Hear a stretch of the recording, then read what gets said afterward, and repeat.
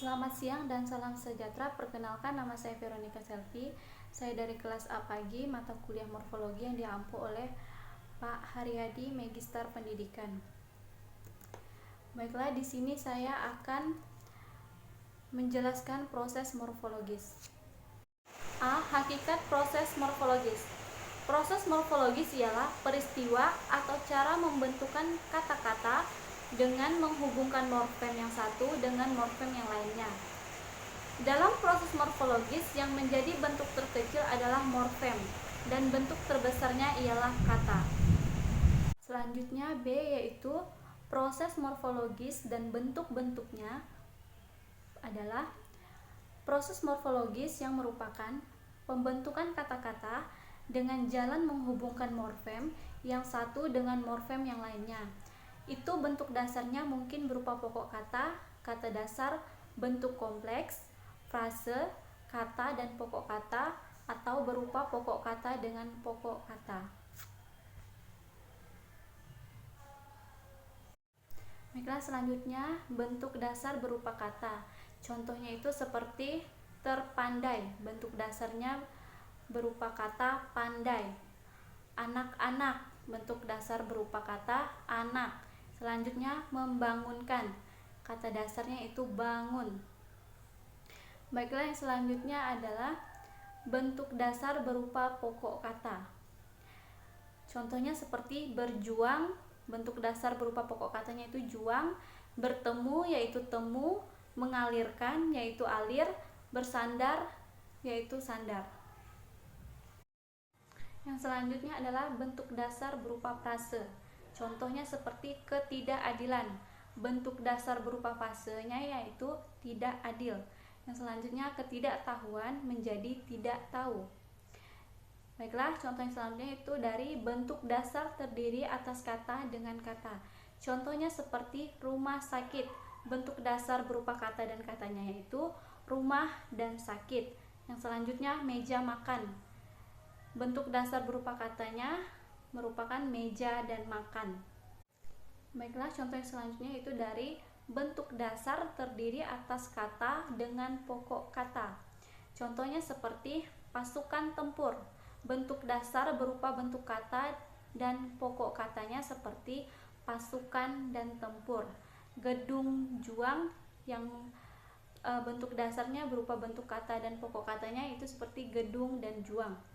Yang selanjutnya yaitu yang F, bentuk dasar terdiri pokok kata dengan pokok kata. Nah, contohnya seperti jual beli yang bentuk dasarnya berupa jual dan beli. Lomba lari, bentuk dasarnya lomba dan lari. Baiklah, yang selanjutnya itu jenis-jenis morfologis. Selain penggolongan pada bab terdahulu, terdapat 3 macam proses morfologis sebagai berikut. Yang pertama, afiksasi atau pembubuhan afiks. Ialah proses morfologis dengan cara memberikan imbuhan berupa awalan, sisipan, atau akhiran pada morfem lainnya. Contohnya itu seperti melarikan, berubah menjadi berlari-lari, berlari menjadi berlarian, dilarikan menjadi pelarian, dan sebagainya.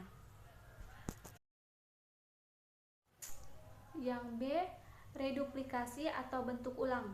Ialah proses morfologis melalui peristiwa pengulangan bentuk yang menghasilkan bentuk ulang. Contohnya seperti anak menjadi anak-anak atau anak-anakan, bapak menjadi bapak-bapak atau bapak-bapakan. Yang selanjutnya adalah pemejemukan atau kompositum. Ialah penggabungan kata dengan kata yang menghasilkan bentuk majemuk atau kata majemuk. Proses demikian ini telah lazim disebut sebagai proses pemejemukan, seakan istilah untuk bentuk majemuk itu sendiri disebut kompositum. Contohnya seperti pisau menjadi pisau cukur, rumah menjadi rumah makan. Baiklah, proses morfologis selanjutnya yaitu afiksasi. Afiksasi ialah proses pembubuhan afiks pada suatu bentuk, baik berupa bentuk tunggal maupun bentuk kompleks untuk bentuk kata-kata baru. Nah, apa itu afiks? Afiks ialah suatu bentuk linguistik yang keberadaannya hanya untuk meletakkan diri pada bentuk-bentuk lain sehingga mampu menimbulkan makna baru terhadap bentuk-bentuk yang dilekatinya. Contoh, kata makna makanan terdiri atas dua unsur langsung, yaitu makan sebagai bentuk dasar dan unsur an sebagai afiks. Sebagai afiks, unsur an harus mampu melekat pada bentuk-bentuk lain. Jika tidak mampu melekat pada bentuk-bentuk lain, maka unsur tersebut bukan merupakan afiks.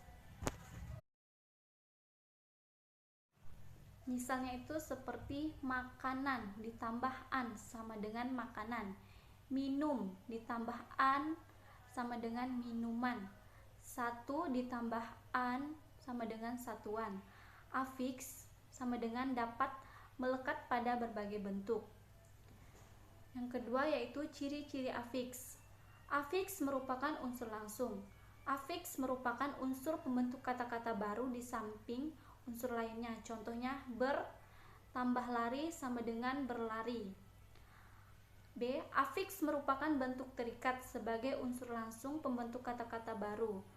Afiks merupakan imbuhan dan bukan bentuk bebas. Sebagai morfem, afiks termasuk morfem terikat. Ber, me, pe, ter. Nah, contoh di atas adalah bentuk terikat yang tidak mempunyai apa-apa sebelum mengikatkan diri pada bentuk lain. C. Afiks mampu melekat pada berbagai bentuk. Afiks harus mampu melekat pada berbagai bentuk, tidak hanya pada satu bentuk tertentu saja. Contohnya afiks ke an mampu melekat pada berbagai bentuk kata sebagai berikut: makan tambah an sama dengan makanan, tulis tambah an sama dengan tulisan. Yang D, afiks tidak mempunyai makna leksis. Contohnya, apakah makna ber pada kata berbaju? Apakah makna ter pada kata tertinggal? Kedua kelompok bentuk pertanyaan di atas membuktikan bahwa afiks atau ber dan ter tidak mempunyai makna leksis sebelum melekat pada unsur lain. Yang E, afiks mampu mendukung fungsi gramatik. Contohnya, malas tambah ke an sama dengan kemalasan. Bodoh tambah ke an sama dengan kebodohan. Kesimpulannya, afiks an atau konfliks mampu mengubah jenis kata sifat menjadi jenis baru, yakni kata benda. Dengan demikian, afiks atau ke an mendukung fungsi gramatik. Yang V, afiks mampu mendukung fungsi semantik. Contoh, morfem ke ter, paku terinjak oleh Adi, atau ter pada kata terinjak berarti tidak sengaja. Baiklah, ciri-ciri afiks selanjutnya itu kedudukan afiks tidak sama dengan preposisi dalam bentuk tertentu. Beberapa afiks sering dikacaukan dengan preposisi yang kebetulan bentuknya sama. Bentuk ke dan di pada ketua dan ke rumah serta dipukul dan di rumah berbeda.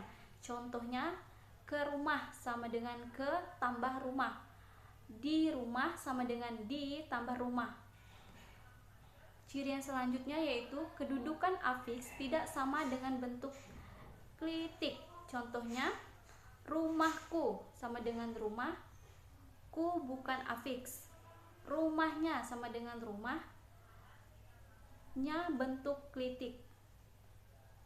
Jika bentuk klitik melekat di belakang bentuk dasarnya disebut enklitik atau ku, mu, dan nya.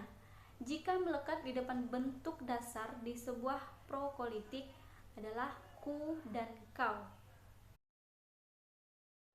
Baiklah, yang selanjutnya itu macam-macam afiks. A. Prefiks ialah imbuhan yang melekat di depan bentuk dasar atau kata dasar. Macam-macam prefiks ialah me, di, ber, ter, per, se, pe, ke, para, dan pra. Macam yang selanjutnya yaitu infix, ialah imbuhan yang melekat di tengah bentuk dasar karena melekatnya menyisip di tengah kata dasar, maka disebut imbuhan sisipan atau lazim disebut sisipan saja. Macam-macam sisipan atau infix seperti L, EM, ER. Yang selanjutnya itulah sufiks. Sufiks ialah imbuhan yang melekat di belakang bentuk dasar atau kata dasar. Sufiks disebut juga imbuhan akhir atau lebih lazim disebut akhiran saja. Macam-macam sufiks atau akhiran itu seperti i, aan, kan, nya, wan, wati, man, is. Yang selanjutnya itu konfliks atau simulfiks atau imbuhan gabungan, ialah imbuhan antara prefiks dan sufiks. Yang selanjutnya afiks asli dan afik asing. Contohnya afiks keuan seperti contohnya sastrawan, hartawan, dan wartawan. Afiks man, budiman, dan seniman. Selanjutnya afiks produktif dan afiks improduktif. Afiks produktif ialah afiks yang kemampuan lekatnya pada bentuk lain cukup besar, sedangkan afiks improduktif ialah afiks yang kemampuannya lekatnya pada bentuk lain sangat terbatas. 1. Imbuhan asing yang produktif. Afiks one, yang dahulu hanyalah melekat pada kata-kata lama seperti bangsawan, hartawan, dan dermawan. Baiklah, yang selanjutnya itu macam-macam afiks. Yang terakhir adalah imbuhan asing yang improduktif. Afiks tambah wati yang dahulu senantiasa mengikuti bentuk afiks w tambah wan sebagai penunjuk jenis perempuan, yang sekarang kalah dengan penggunaan imbuhan asing tambah wan. Baiklah, sekian penjelasan dari proses morfologis. Mungkin masih banyak kekurangan yang saya sampaikan tentang materi proses morfologis ini. Saya mohon maaf. Sekian dan terima kasih. Selamat siang.